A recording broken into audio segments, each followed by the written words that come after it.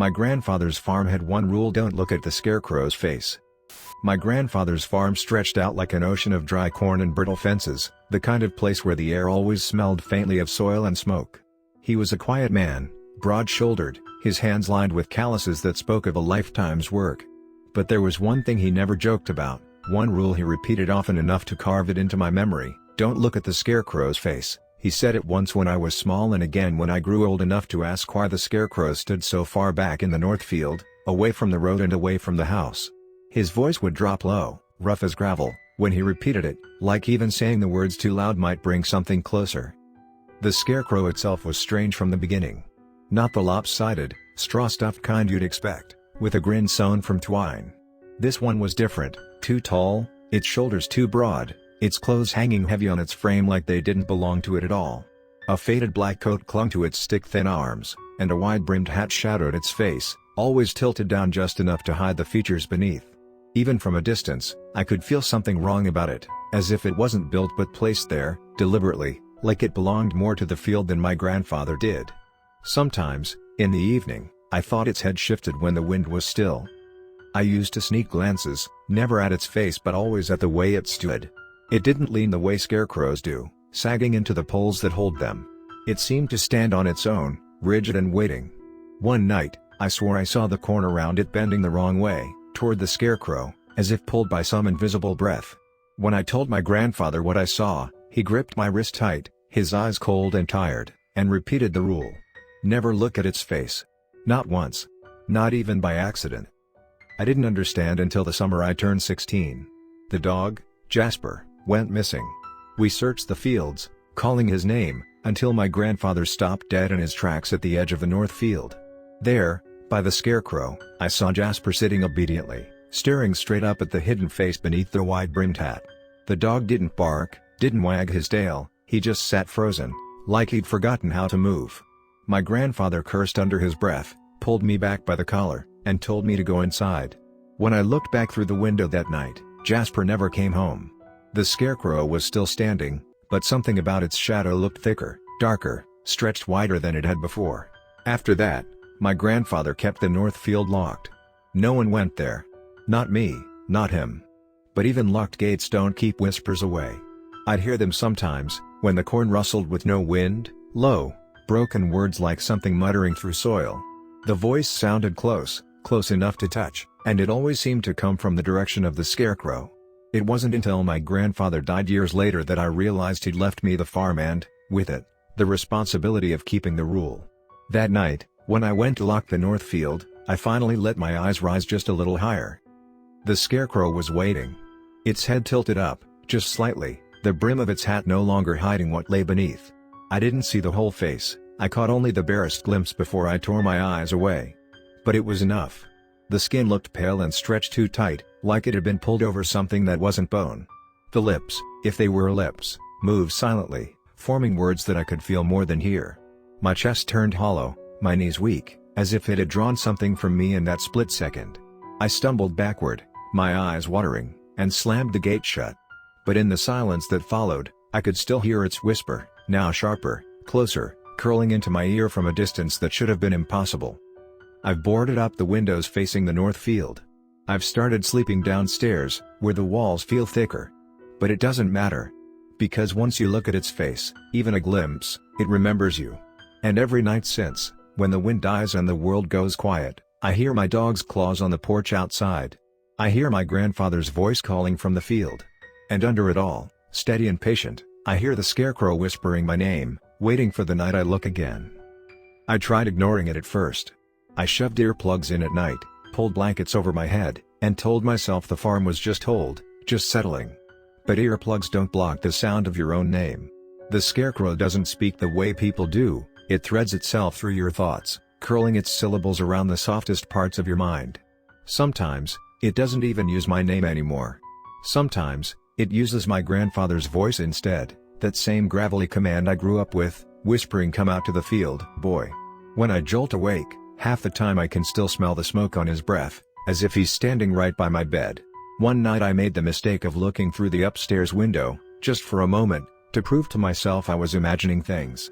The north field was black, moonless, the corn swaying in waves I couldn't feel against my skin. And there, right where the Scarecrow stood, I saw two figures. One was hunched, shuffling with the gait of a man whose knees had given out long ago. The other was stiff, its limbs rigid, head cocked at an angle that no human could hold. My throat dried instantly. I knew what I was looking at. Jasper was at their feet, his shape warped, his body too long, his head lifting up to look at me. My grandfather's body, what was left of it, was shuffling beside the Scarecrow, dragged by something unseen, its face a pale blur under the brim of that wide hat. I slammed the curtain shut so hard the rod snapped, but even through the fabric I could feel them looking back. The worst part? I don't remember opening the window. I don't even remember standing there. It's like something guided me, moved me without asking. That was when I realized the rule wasn't just to protect me from seeing the Scarecrow's face, it was to stop me from ever feeling its pull. Because once you see it, even for a second, it hooks itself into you. It doesn't matter if you look away. It doesn't matter if you board the windows or burn the fields. Once it has your eyes, it has your name, and once it has your name, it waits. I started leaving lights on in every room, thinking maybe brightness would drive it back. But light only makes shadows, and I've noticed the Scarecrow's shadow doesn't behave like the others. It moves differently. Sometimes I'll catch it sliding against the wall when nothing's near, stretching across the hallway, curling up the stairs like a hand reaching for the bedroom door. Last night, I woke to see the shape of its hat pressed against my ceiling. I couldn't scream, couldn't move. All I could do was shut my eyes and pretend I was still asleep, while its whisper pressed against my ear from the inside of my skull. The farm is rotting now. The north field is twice as big as it should be, like the rows of corn keep multiplying in the night. I tried counting them once, walking along the fence, but no matter how far I went, the field just stretched on. It's swallowing the property, swallowing the house. Some mornings, when I step onto the porch, the ground feels spongy beneath my feet, like I'm walking on something hollow. Like the soil isn't soil anymore, but skin stretched too thin.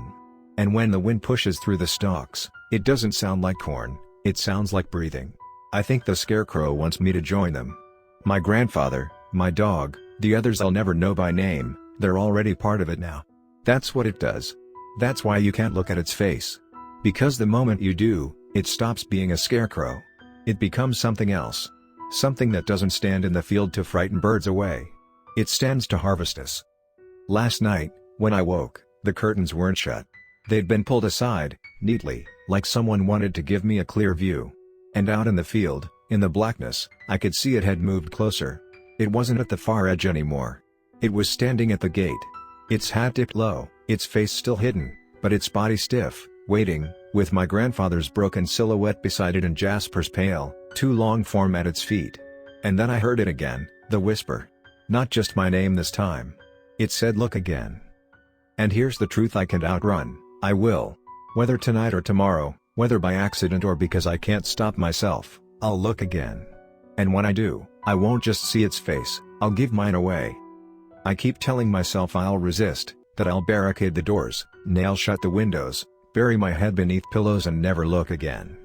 But the Scarecrow doesn't need doors. It doesn't need windows. It's already in me.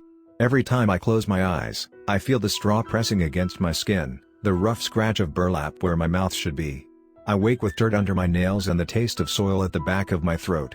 Sometimes, my legs ache so badly it feels like I've walked miles in the night. I think I know where I've been. I think I've been out in the corn, standing beside it, whispering names I don't remember by morning. The nights are stretching longer, the way the field does.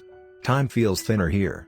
Hours pass without clocks moving, and then whole days are gone with no memory in between. The Scarecrow waits at the fence most nights now. It doesn't bother hiding at the far end anymore. Each evening, I find it closer, 10 feet yesterday, 8 tonight. Tomorrow, maybe less. Its shadow doesn't bend to the lantern light when I try to catch it. It bends to me.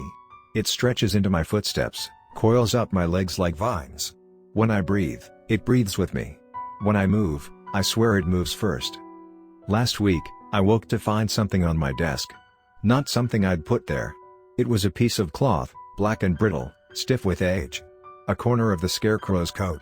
The stench of rot clung to it, thick as tar. My hand shook when I picked it up, and beneath the cloth I found something worse, hair. My grandfather's hair. White, coarse, unmistakable. And scrawled beneath in dirt, smeared like finger paint, was my name. Not the whole thing. Just the first 3 letters. The rest will come soon. I thought of burning it, burning the whole Northfield, but when I carried the lantern out that night, the corn swayed against the wind. The shadows thickened, and the Scarecrow stood there, right at the gate, tilting its head in warning. Its face was still hidden, but in that instant I knew if I raised the flame any higher, if I dared take a step closer, the hat would lift and I'd see it all. And maybe that's what it wanted, because even without lifting its head, I felt its face pressing into my skull. Not just a face, but mine. Like clay softening, reshaping, waiting for the moment I gave it fully away. The whispers are louder now. They follow me everywhere, in the kitchen, in the shower, in the hum of the fridge at night. Sometimes I hear Jasper's bark behind them, warped and drawn out like it's echoing through a cavern. Sometimes it's my grandfather calling, the same warning he gave me as a boy. But the words aren't the same anymore. They don't say don't look. They say look again. Every repetition digs deeper, wearing me down. It's not a matter of if I'll break, it's a matter of when. Tonight, the air is heavy, the kind of stillness that comes before a storm. The curtains are drawn, every light in the house burning, but I can feel it outside. I don't have to see to know. The Scarecrow is standing at my porch now. The boards creak with its weight. The brim of its hat brushes against the window pane. I can hear the fabric of its coat brushing wood. And beneath it all, patient and sure, the whisper, look again. My eyes are burning, dry as ash. Every blink is harder to resist. My body aches to obey. I know the moment I give in, I won't just see the Scarecrow's face. I'll see my own, hollowed out, pale, carved into something that was never human to begin with. And when that happens, I won't be in this house anymore. I'll be in the Northfield, standing stiff under the wide-brimmed hat, waiting for the next fool who dares to look up. Because the Scarecrow doesn't stay in one body. It takes them. One after another. My grandfather. My dog. Soon, me. And after me, whoever comes next. And here's the last thing I'll say before the curtains move, before my eyes betray me. If you ever see a Scarecrow standing too straight in a field that feels too long, don't glance at its face. Not even once. Because if you do, you'll hear it too. That steady whisper. That patient hunger. And once it starts calling your name, there's only one place left for you to go, into the corn. Into the shadows, into the silence where you'll stand forever, smiling a face that isn't yours anymore.